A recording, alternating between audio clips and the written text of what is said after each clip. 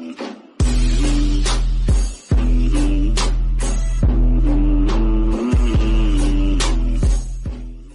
दोस्तों, smart education classes में आपका स्वागत है। मैं आशीष कुमार, आपका मित्र।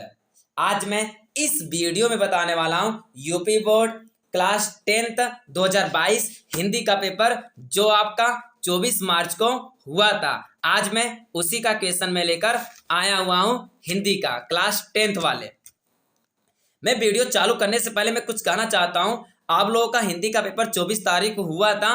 मैं एग्जाम के पहले मैं अपने खुद हाथों से हिंदी का क्वेश्चन मैंने बनाया हुआ था और अपने यूट्यूब के चैनल पर मैं हिंदी का क्वेश्चन अपलोड भी किया था। और वही क्वेश्चन जो है 24 मार्च हिंदी का पेपर में वही क्वेश्चन आया हुआ था। आप हमारे पर भरोसा नहीं कर सकते हैं तो आप अभी तुरंत तत्काल आप हमारे डिस्क्रिप्शन बॉक्स में जाकर आप चेक कर सकते हैं कि वही क्वेश्चन आया हुआ है कि नहीं आया हुआ है। मैं वीडियो चालू करने से पहले मैं आप लोगों को कुछ कहना चाहता हूं। कहा जाता है कि कोशिश कर हल निकलेगा, कोशिश कर हल निकलेगा, आज नहीं तो कल निकलेगा। अर्जुन सा लक्ष्य रख निशाना लगा, मरुस्थल से भी फिर जल निकलेगा। मेहनत कर पौधों को पानी दे, बंजर में भी फिर फल निकलेगा। सीने में उम्मीदों को जिंदा रख, सीने में उम्मीदों को जिंदा रख, समंदर से भी गंगा जल निकलेगा। कोशिश कर हल निकलेगा, आज नहीं तो कल निकलेगा। आइए मैं क्वेश्चन देखता हूं कैसा क्वेश्चन आया था, कैसा क्वेश्चन नहीं आया था। जैसे यहाँ पर पहले आप लोग को अनुक्रमांक डालना होता है, उसके बाद नाम डालना पड़ता है। संकेतक आपका जो है 801 AG है। 2022 हिंदी का पेपर।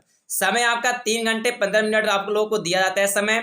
नोट प्रारंभ के 15 मिनट परीक्षार्थियों को प्रश्न पत्र पढ़ने के लिए निर्धारित होते हुए हैं। आपको ये पेपर 15 मिनट दिया जाता है पढ़ने के लिए। उसके बाद आप लोग क्वेश्चन लिखना और आंसर लिखना चालू कर दीजिए। चलिए पहला कक्का इसमें दिया गया है। निम्नलिखित कथनों में से कोई एक कथन सही है, उसे पहचान कर लिखिए। अर्थात इस कथन में से अंडे बंडे दिया गया है, इसको आपको सही तरीके से जो है ढूंढकर जो है टिक लगाना पड़ेगा। जैसे इसमें लिखा है झूठा सच के लेखक रामविलास शर्मा है कि नहीं है? ये तो नहीं है रामविलास शर्मा। आवारा मसीहा एक उपन्यास है, ये भी गलत है। महादेवी वर्मा एक उपन्यास लिखा है, ये भी नहीं है। हंस पत्रिका के संपादक मुंशी प्रेमचंद है, हाँ ये सही है। चलिए टिक लगा दिए, पहला का हो गया आपका। चलिए अगला देखते हैं। कलम का सिपाही के रचनाकार है। कलम का सिपाही के रचनाकार कौन है? प्रेमचंद है कि हजारी प्रसाद द्विवेदी है कि अमृत राय है कि हरिवंश राय बच्चन है? अमृत राय है, अमृत राय है। चलिए ग देखिए। निम्नलिखित में से किसी एक कृति के लेखक का नाम बताइए। कौन है कृति के लेखक का नाम बताइए? आषाढ़ एक दिन को बताइए। क्या बोलूं क्या याद करूं के लेखक कौन है? आषाढ़ का एक दिन कौन है? मोहन राकेश। इसमें से एक लेखक का नाम बताना है। आषाढ़ का एक दिन के लेखक कौन है? मोहन राकेश है। चलिए मोहन राकेश इसके हैं। उसके बाद घर देखिए। सूरज का 7वां घोड़ा के लेखक का नाम लिखिए। सूरज का 7वां घोड़ा के लेखक का नाम कौन है? धर्म भारती है। चलिए अंग वाला देखिए। उसने कहा था किस विधा की रचना है? उसने कहा था किस विधा की रचना है? उपन्यास है कि यथावृत्ति है कि कहानी है कि आलोचना है? क्या है? कहानी है। चलिए उसके प्रकार जो है दूसरा का रीतिबंध काव्य धारा के किन्हीं 2 कवियों के नाम लिखिए। आप लोग लिख लीजिएगा। उसके बाद ख देखिए। छायावाद की किन्हीं 2 मुख्य विशेषताओं का उल्लेख कीजिए। ये भी क्वेश्चन आया हुआ था। ग में देखिए प्रिय प्रवास के रचनाकार का नाम लिखिए। प्रिय प्रवास के रचनाकार का नाम लिखिए। ये भी 2 नंबर का आया हुआ है ग का। चलिए आगे देखते हैं। तीसरा देखिए। निम्नलिखित गद्यांशों में से किसी एक गद्यांश के नीचे दिए गए प्रश्नों के उत्तर दीजिए। ये 2, 2, 4, 2, 6 नंबर का आया हुआ है। कुसुम का ज्वर सबसे भयानक होता है। यह केवल नीति और सद्वृत्ति का ही नाश नहीं करता बल्कि बुद्धि का भी क्षय करता है। किसी युवा पुरुष की संगत यदि बुरी होती है तो वह उसके पैरों में बधी चक्की समान होगी जो उसे दिन दिन अवनति के गड्ढे में गिराती जाएगी, और यदि अच्छी होगी तो सहारा देने वाली बाहु के समान होगी जो उसे निरंतर उन्नति की ओर उठाती जाएगी। आपका मित्र जो है अच्छा रहेगा तो हमेशा आप जो है आपको अच्छी अच्छी बातें बताएगा, आपको एक रास्ते की तरफ लेकर जाएगा। वह आपका मित्र अंडे बंडे करने वाला इंसान रहेगा तो आपको हमेशा जो है गलत रास्ते पे लेकर जाएगा। उसके बाद आपको अथवा करने के लिए कहता है, आप लोग ये कर सकते हैं, कुशल का जोर भी कर सकते हैं, नहीं तो बुद्धि के जन्म की घटनाओं तो इन विचित्र कथाओं में है ही उनके पिछले जन्मों की कथाओं का भी इसके चित्रण हुआ है। आप ये भी कर सकते हैं, पिछले जन्म के कथाओं में अथवा करके 2 दिया रहता है। तीसरा में प्रश्न आपको जो है अथवा करिए या तो जो है कुशल का जोर करिए, 2 में से एक करना होता है। चलिए आगे देखते हैं। देखिए चौथा आपका क्या है, निम्नलिखित पद्यांशों में से किसी एक संदर्भ सहित व्याख्या कीजिए तथा उसका काव्य सौंदर्य भी स्पष्ट कीजिए। शीश जटा उर बाहु विशाल, बिलोचन लाल तिरछी सौ भवे, तुन सरासन बाण धरे, तुलसी बन मार्ग में सूठी सौ है। उसी प्रकार जो है यहाँ तक दिया गया है। और उसके बाद ये आप कर सकते नहीं तो अथवा करके यहाँ दिया गया। अथवा में क्या दिया गया, सच्चा प्रेम वही है जिसकी तृप्ति आत्म बलि पर निर्भर है, त्याग बिना निष्प्राण प्रेम है, करो प्रेम पर प्रारब्ध निछावर, देश प्रेम व पूर्ण क्षेत्र है, अमल असीम त्याग से विलसित, आत्मा के विकास से जिसमें मनुष्यता होती है विकसित। ये भी आपको करना है, ये करिए नहीं तो ये करिए, 2 में से एक करना आपका जो है। ये भी आपका जो है 5 नंबर का आता है। चलिए आगे देखते हैं। 5वां का क्या आ गया, 5वां का निम्नलिखित लेखों में से किसी एक लेखक का जीवन परिचय दीजिए एवं उनकी किसी एक रचना का नाम लिखिए। जयशंकर प्रसाद का डॉक्टर राजेंद्र प्रसाद, आचार्य रामचंद्र शुक्ल में 3 में से आपको एक करना है। इनका जो है जीवन परिचय देते हुए इनकी रचनाएं आपको लिखना जरूरी है। आप रचनाएं नहीं लिखेंगे तो नंबर कट जाएगा आपका, इसलिए आपका जीवन परिचय देते हुए इनके और इनके रचनाएं भी 1-2 ठो लिखना पड़ता है। और उसी प्रकार पद में क्या दिया गया था, खम देखिए 5वां ख, निम्नलिखित कवियों, अब कवि का दिया गया है, निम्नलिखित कवियों में से किसी एक कवि का जीवन परिचय दीजिए तथा उनकी किसी एक रचना का नाम लिखिए। देखिए तुलसीदास का आया हुआ था कवि जीवन परिचय, और सूरदास का बिहारी लाल का आया हुआ था। और उसके बाद हाँ 3 में से जो है आपको एक करना होता है। तुलसीदास का करिए, नहीं तो सूरदास का करिए, नहीं तो बिहारी लाल करिए। 3 में से आपको जो भी आता होगा उसको करते हुए उसकी रचनाएं भी लिखना पड़ेगा आपको। चलते हैं अगला देखते हैं क्या आया हुआ था। अगला देखिए 6वां, आपका 6वां जो है क्या दिया गया, निम्नलिखित संस्कृत गद्यांश का संदर्भ सहित हिंदी में अनुवाद कीजिए।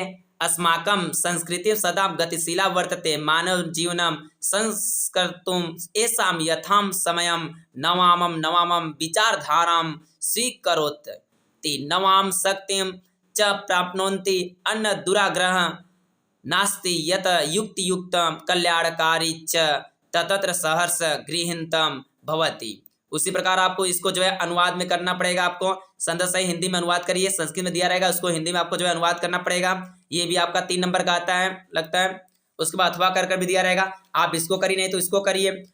हतो वा प्राप्स्यसि स्वर्ग जित्वा वा भविष्यसि से महिम तस्मादुत्तिष्ठं कौन्तेयं युद्धायं कृतिं निश्चयम्। ये भी करिए नहीं तो ये करिए, नहीं तो ये करिए, 2 में से एक करना पड़ेगा आपको। अथवा करके दिया गया। देखिए 7वां क्या दिया गया, 7वां का दिया गया, अपनी पाठ्य पुस्तक में से कंठस्थ किया हुआ कोई एक श्लोक लिखिए जो इस प्रश्न पत्र में न आया हुआ हो। चलिए 7वां का ख देखते हैं क्या होता है। 7वां ख क्या है, निम्नलिखित प्रश्नों में से किन्हीं 2 प्रश्नों के उत्तर संस्कृत में लिखिए। ये भी आपका जो है 2 नंबर का आता है। ठीक है, पहला आपका प्रश्न क्या है, कुत्र मरणम मंगलम भवति। चलिए दूसरा क्या है, पुरुराज केन स युद्धम अकरोत्। तीसरा क्या है, ज्ञानम कुत्र संभवति। चौथा आपका चंद्रशेखर का आशी, जानते हैं चंद्रशेखर का आशी, चंद्रशेखर जो है क्रांतिकारी हैं, आप लोग जानते करते हैं। चलिए आगे देखते हैं क्या होता है। आगे क्वेश्चन क्या है, 8वां का देखिए क्या है। 8वां का क्या क्या गया है, करुण रस अथवा हास्य रस का स्थायी भाव बताते हुए परिभाषा लिखिए। करुण रस का जो है अथवा हास्य रस में 2 में से एक जो है लिखिए, और इसका जो है स्थायी भाव बताते हुए परिभाषा भी लिखिए इसका, करुण रस अथवा हास्य रस का। चलिए 8वां ख क्या दिया गया, उपमा अलंकार अथवा रूपक अलंकार की परिभाषा देते हुए एक उदाहरण भी दीजिए। आप उदाहरण नहीं करेंगे तो 1 ही नंबर मिलेगा, अर्थात जो है आप इसका परिभाषा देते हुए उदाहरण भी करना पड़ेगा, तभी आपका 2 नंबर मिलेगा। चलिए 8वां ग देखते हैं क्या ग में क्या आया है। ग में आपका क्या है, रोला छंद अथवा सोटा छंद की परिभाषा देते हुए उदाहरण बताइए। आप लोग को रोला छंद अथवा सोटा छंद की परिभाषा देते हुए आप लोग बताइए। मैं बहुत बढ़िया ट्रिक बताया हुआ था, रोला छंद जो है सोटा छंद कैसे मात्राएं गिनते कैसे नहीं गिनते, परिभाषा में मैंने बताया हुआ था। आप देख सकते हैं जाकर डिस्क्रिप्शन बॉक्स पे। चलिए 9वां का क्या दिया गया है, निम्नलिखित उपसर्गों में से किन्हीं 3 के मेल से एक एक शब्द बनाइए। जैसे अन है, जैसे अन का जो है शब्द बनाइए, अनादर हो जाएगा, उपमान हो जाएगा, उप का उपमान हो जाएगा, उसके बाद सु का बनाना है, अभी का बनाना, अभी का जो है अभिमान हो जाएगा, उसके बाद जो है अधि का अधिकार हो जाएगा, उसके बाद जो है स का बनाना है।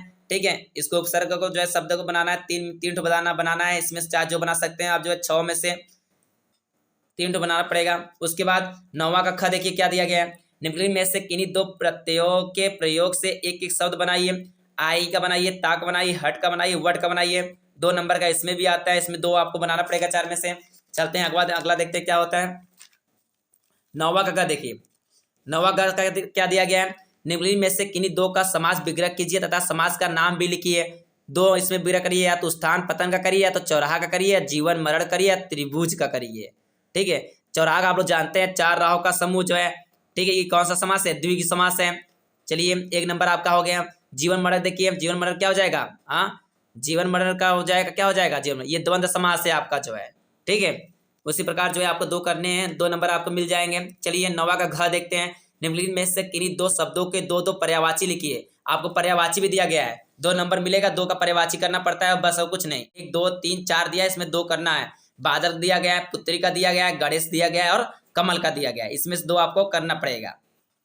चलिए 9वां का देखिए अंग देखते हैं क्या हुआ, निम्नलिखित में से किन्हीं 2 शब्दों के तत्सम रूप लिखिए। जैसे धुआं का, तालाब का, जेठ का, आग का।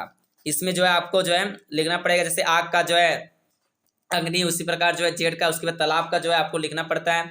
चलिए आगे देखते हैं 10वां का क्या दिया गया है। 10वां का दिया गया, निम्नलिखित में से किन्हीं 2 में संधि विच्छेद कीजिए और संधि का नाम बताइए। जैसे प्रत्येक दिया गया है, स्वागतम दिया गया है, तथैव दिया गया है, पित्राज्ञा दिया गया है। ठीक है, इसका जो है आपको संधि विच्छेद करना होता है, इसमें 2 आपको संधि विच्छेद करना है, 1 2 3 4 में से 2 आपको करना है। ठीक है, आगे चलते हैं। 10वां ख देखिए, निम्नलिखित शब्दों में से किसी एक शब्द का पंचमी विभक्ति एवं बहुवचन का रूप लिखिए। पंचमी विभक्ति देखिए, मधु का मधुव्य क्या हो जाएगा, अथवा नदी का बनाइए, या तो फल का अथवा मति का बनाइए। फल का क्या हो जाएगा, फलेभ्य हो जाएगा, फलेभ्य। वही जो है इसी प्रकार 2 में से जो है आपको एक बनाना पड़ेगा आपको। चलिए अगवा देखते हैं, आगे देखते हैं 10वां का निम्नलिखित शब्दों में से किसी एक के धातु लकार पुरुष तथा वचन का उल्लेख कीजिए। जैसे अपठाम का, हसत का, पठता का और हसित का। इसमें से एक का जो है धातु लकार पुरुष तथा वचन का उल्लेख कीजिए। इसमें 4 में से एक को आपको करना है, चाहे जो आपको आता है वो कर लीजिएगा। चलते हैं आगे देखते हैं क्या है। आगे क्या है, घ देखिए 10वां घ क्या है, निम्नलिखित में से किन्हीं 2 वाक्यों का संस्कृत में अनुवाद कीजिए। जैसे राम घर जाता है, विद्या विनय देती है, वह किताब पढ़ती है, वाराणसी एक प्रसिद्ध धार्मिक नगरी है, लास्ट वाला है यमुना के तट पर एक गांव था।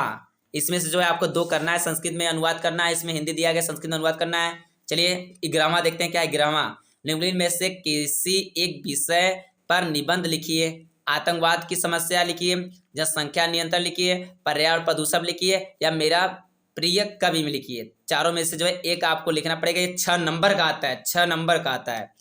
चलिए 12वां क्वेश्चन क्या है आपका। 12वां क्वेश्चन है, अपने पठित खंडकाव्य के आधार पर निम्नलिखित प्रश्नों में से किसी एक उत्तर दीजिए। जैसे आपका क का पहला है, मुक्ति दूत खंडकाव्य के आधार पर गांधी जी का चरित्र विशेषताएं का वर्णन कीजिए। दूसरा आपका मुक्ति दूत के तृतीय स्तर का सारांश अपने शब्दों में लिखिए। उसी प्रकार खंड जो है पहला देखिए 12वां का खंड देखिए क्या दिया गया है। अग्र पूजा जो है आप लोग जानते हैं, क्लास 10th वाले अग्र पूजा जो है प्रयागराज जिले से अग्र पूजा ही देता है, इसमें आपको करना पड़ता है। अग्र पूजा खंड काव्य के आधार पर करना पड़ता है। अग्र पूजा खंड काव्य के आधार पर एक सर्ग का कथा, मतलब किसी एक सर्ग की कथा वस्तु संक्षेप में लिखिए। इसमें जो है एक सर्ग का जो है कथा वस्तु संक्षेप में लिखना पड़ता है। जैसे ग का पहला है, ज्योति जवाहर खंड काव्य की कथा संक्षेप में लिखिए।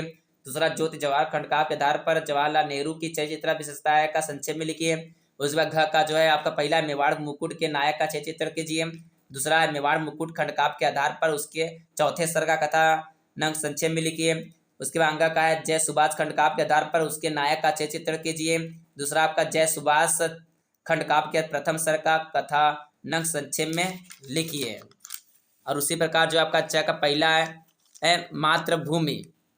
मातृभूमि के लिए एक खंडकाव्य के प्रथम स्तर का कथा नंग संक्षेप में लिखिए। च का देखिए दूसरा, मातृभूमि के लिए खंडकाव्य के नायक का चरित्रांकन कीजिए। आपका छ का क्या है, पहला कर्ण खंडकाव्य में द्रौपदी सर का सारांश संक्षेप में लिखिए। दूसरा कर्ण खंडकाव्य के आधार पर श्री कृष्ण का चित्रण कीजिए। आ गया। देखिए ज का देखिए पहला क्या है, कर्मवीर भरत खंडकाव्य के किसी एक सर का कथानक संक्षेप में लिखिए। दूसरा कर्मवीर भरत खंडकाव्य के आधार पर भरत का चित्रण कीजिए। जहाँ आपका तुगुल खंडकाव्य के उपचार सर की कथा लिखिए। दूसरा आपका तुमुल खंडकाव्य के आधार पर मेघनाथ का चित्रण कीजिए।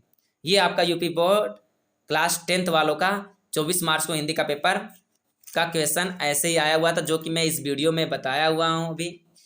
मुझे उम्मीद है कि ये वीडियो आपको अच्छे से बकायदे से समझ में आई होगी। तो मेरे चैनल को सब्सक्राइब करिए, लाइक करिए और कमेंट भी करिए, और दोस्तों को शेयर करना ना भूलिएगा। चलते हैं, राधे राधे।